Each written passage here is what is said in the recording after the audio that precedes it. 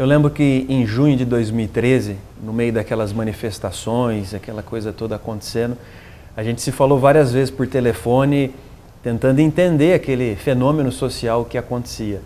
Né? No começo do passe livre, depois um monte de bandeira, depois gente que nem sabia o que estava reivindicando.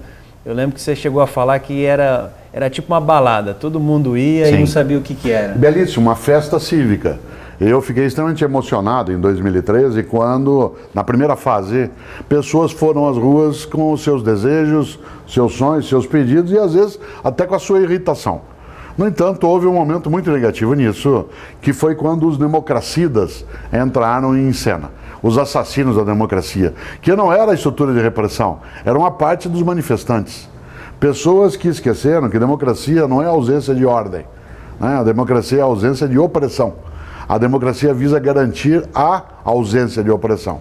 E nesse sentido, quando se brutalizou a manifestação, quando ela degenerou em destruição, em quebra, em saque, em nome de uma concepção política, isso assustou muita gente que foi para a rua, até para essa balata cívica que era caminhar na cidade de São Paulo, onde eu moro, poder ir para a Avenida Paulista com os filhos e levar cartaz, e dizer para o governo ir embora, ou dizer para o governo ficar, pedir mais passe livre, pedir, né, que se abrisse os parques à noite, tanto faz. O que havia ali era uma festa, e essa festa foi interrompida por uma parte de pessoas que, de fato, não compreende o valor que isso tem. Haja vista que depois daquele tempo nós não tivemos mais movimentos assemelhados. E a nossa democracia entrou numa situação de confronto. À medida em que as forças que, dentro do processo democrático, entraram em discussão, elas ficaram polarizadas, porque se perdeu um pouco da festa cívica. Eu posso até perdoar alguns que fizeram seus deslizes, mas os democracidas eu não perdoo. Eu tenho a impressão que a gente ainda está aprendendo com essa questão das manifestações. Parecia muito novidade, né? Aquilo que em outros países é comum, né, de manifestações de rua, isso ainda no Brasil, agora que as pessoas têm compreendido a importância. Tanto que teve esse ano manifestações contra o presidente da Câmara, por feminismo, como teve contra o governo, contra um partido. Acho que isso ainda é esse aprendizado da nossa recente democracia. Ele é um, né, aprendizado da convivência, em que a divergência pode vir à tona.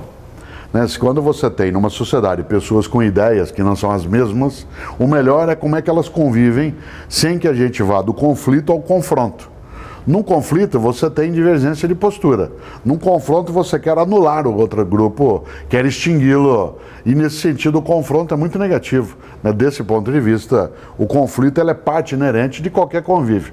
No entanto, quando se tem, por exemplo, nas manifestações, uma expressão do direito de liberdade, de ideias, de pensamento, de reivindicação, isso é muito forte.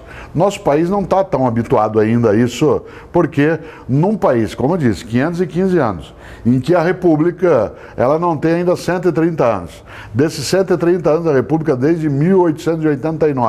A primeira fase, até 1930, né, era excludente. Só votava quem tinha propriedade, mulheres estavam fora, né, os alfabetos estavam fora.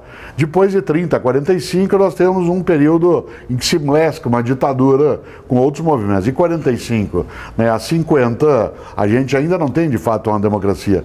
Ditaduras em sequência, e nós só vamos ter de fato, a partir de 1989, com o vigor da Constituição de 88, esse processo. Portanto, quando a gente olha, nós estamos ainda aprendendo a andar lado a lado, né, e portanto é só o começo.